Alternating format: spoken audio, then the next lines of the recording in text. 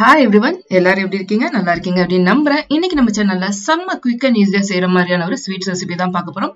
வெறும் ஒரு கப் பால் இருந்தா போதும், வித்தின் 10 மினிட்ஸ்ல நீங்க இந்த ஸ்வீட் ரெசிபியை ரெடி பண்ணிடலாம். ரொம்பவே சாதாரணமா நம்ம எல்லா வீடுகளிலும் இருக்கக்கூடிய ரொம்ப கம்மியான பொருட்களை வச்சுதான் இந்த ரெசிபியை இன்னைக்கு நான் பண்ண போறேன். இப்பதான் நீங்க நம்ம சேனல்ல ஃபர்ஸ்ட் டைமா பாக்குறீங்க அப்படின்னா ப்ளீஸ் வீடியோ ஃபுல்லா பார்த்துட்டு வீடியோ பிடிச்சிருந்ததுன்னா சப்ஸ்கிரைப் பண்ண மறக்காதீங்க. நீங்க பார்த்துட்டு இருக்கிறது ஃபிளேவர் ஸ்டுடியோ. நான் சாரா.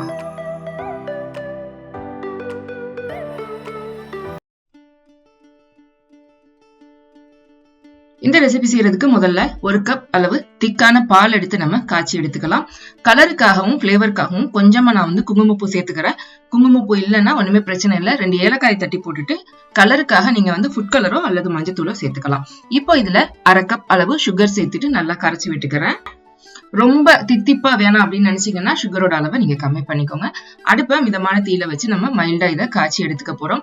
இப்போ இன்னொரு பவுல்ல ஒரு 1/4 கப் அளவு மில்க் எடுத்திருக்கேன். காய்ச்சி ஆற வச்ச பால் தான். அதுல ஒரு மேஜை கரண்டி அளவு கோதுமை மாவு சேர்த்து நம்ம நல்லா இப்போ கரைச்சி எடுத்துக்கணும்.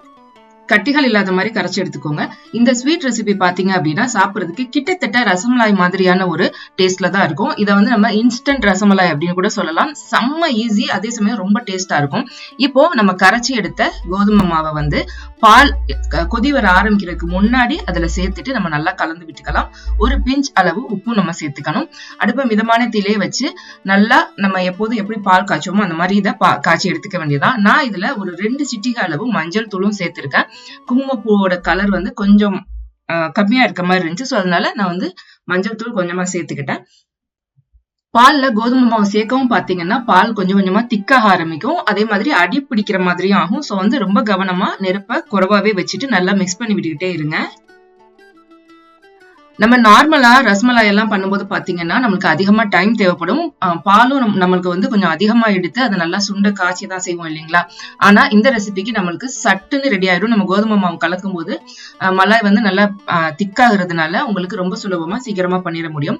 இப்போ பால் நல்லா திக்காக ஆரம்பிச்சதுக்கு அப்புறமா இதுல நான் கொஞ்சமா பாதாமும் பிஸ்தாவும் சாப் பண்ணி சேர்த்துக்கிறேன். உங்கள்ட்ட என்ன நட்ஸ் இருக்கோ அதை சேர்த்துக்கோங்க. நட்ஸ் சேர்த்ததுக்கு அப்புறமா நீங்க அடுப்பை ஆஃப் பண்ணிட்டு இதை நல்லா ஆற விட்டு எடுத்து வச்சுக்கோங்க. இன்னொரு பவுல்ல சாப் பண்ண பாதாமும் பிஸ்தாவும் சேர்த்துட்டு அதுல ஒரு மேஜை கரண்டி அளவு கண்டென்ஸ்டு மில்க் நான் சேர்த்துக்கிறேன்.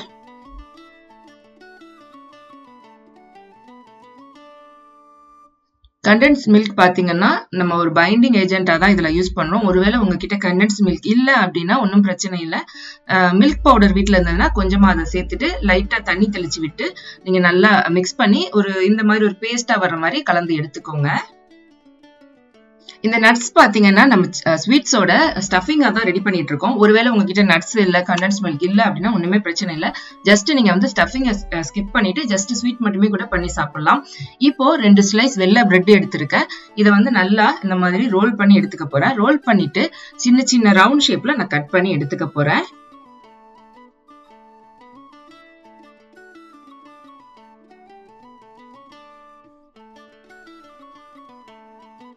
இதை நீங்க இந்த மாதிரி ரவுண்ட் ஷேப்ல தான் கட் பண்ணணும் அப்படின்லாம் எதுவும் கிடையாது. நீங்க ஜஸ்ட் ஓரங்களை கட் பண்ணிட்டு ஸ்கொயர் ஷேப்ல கூட கட் பண்ணி எடுத்துக்கலாம். ஒன்னும் பிரச்சனை இல்லை. வீடியோ பர்பஸ்க்காக தான் நான் கொஞ்சம் பார்க்க நல்லா இருக்கட்டும் அப்படின்னு ரவுண்ட் ஷேப்ல கட் பண்ணிட்டு இருக்கேன். பிரெட் துண்டுகளை நம்ம ஒண்ணா தேய்ச்சி எடுக்கிறத விட இந்த மாதிரி ஒண்ணு மேல ஒண்ணு அடுக்கி வச்சுட்டு 2 நீங்க தேய்ச்சி எடுத்தீங்கன்னா நல்ல ஒரு தின் ஸ்லைஸா நமக்கு கிடைக்கும். அதே மாதிரி ஈஸியாவும் வேலை முடியும்.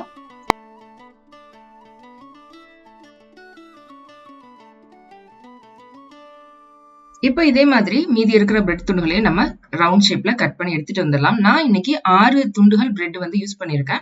சோ உங்களுக்கு எத்தனை ஸ்வீட்ஸ் வேணுமோ அதுக்கு தகுந்த மாதிரி நீங்க ஸ்டஃபிங்கும் பிரெட்டும் யூஸ் பண்ணிக்கோங்க. இப்ப நம்ம பிரெட் துண்டுகளுக்கு நடுவுல ஸ்டஃபிங்ஸ் வச்சு ரெடி பண்ணிக்கலாம். ஒரு பிரெட் துண்டு எடுத்துட்டு அதோட சென்டர்ல கொஞ்சமா ஸ்டஃபிங் வச்சுக்கோங்க. வச்சுட்டு நல்லா இந்த மாதிரி ஸ்ப்ரெட் பண்ணி விட்டுக்கோங்க. ரொம்ப ஓவரா ஸ்டஃப் பண்ணணும் அவசியம் இல்லை. ஜஸ்ட் ஒரு 1/4 டீஸ்பூன் அளவு அல்லது 1/2 டீஸ்பூன் அளவு வச்சா போதும். இப்போ பிரெட்டோட ஓரங்கள்ல கொஞ்சமா நம்ம பால் அப்ளை பண்ணிக்கலாம். பால் இல்ல அப்படின்னா நீங்க ஜஸ்ட் தண்ணி கூட அப்ளை பண்ணிக்கலாம். அப்ளை பண்ணிட்டு இன்னொரு பிரெட் துண்டு எடுத்து நம்ம அது மேல வச்சு இந்த மாதிரி ஓரங்களை லைட்டா பிரஸ் பண்ணி விட்டோம் அப்படின்னா ஒன்னோட ஒண்ணு ஒட்டிக்கும். அது ஒட்டுறதுக்காக தான் நம்ம மில்க் யூஸ் பண்றோம்.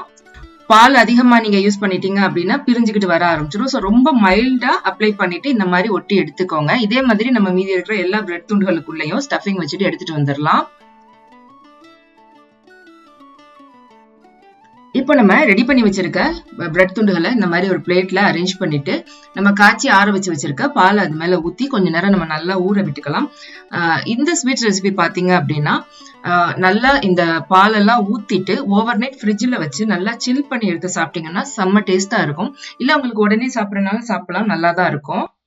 வீடியோ பிடிச்சிருந்ததுன்னா லைக் பண்ணுங்க, உங்க ஃப்ரெண்ட்ஸ் அண்ட் ஃபேமிலியோட ஷேர் பண்ணுங்க. இதே மாதிரி இன்ட்ரெஸ்டிங்கான ஈஸியான நிறைய ரெசிபிஸ் நம்ம சேனல்ல அடுத்தடுத்து வந்துட்டே இருக்கு. அதெல்லாம் நீங்க மிஸ் பண்ணாம பார்க்கணும் அப்படின்னு நினைச்சீங்கன்னா நம்ம சேனல் ஃபிளேவர் ஸ்டுடியோவை சப்ஸ்கிரைப் பண்ணிட்டு நோட்டிபிகேஷன் ஆன் பண்ணிக்கோங்க. சீக்கிரமே உங்களை நான் அடுத்த வீடியோல சந்திக்கிறேன். அது வரைக்கும் take care, bye bye. Thanks for வாட்சிங். Stay safe, stay home.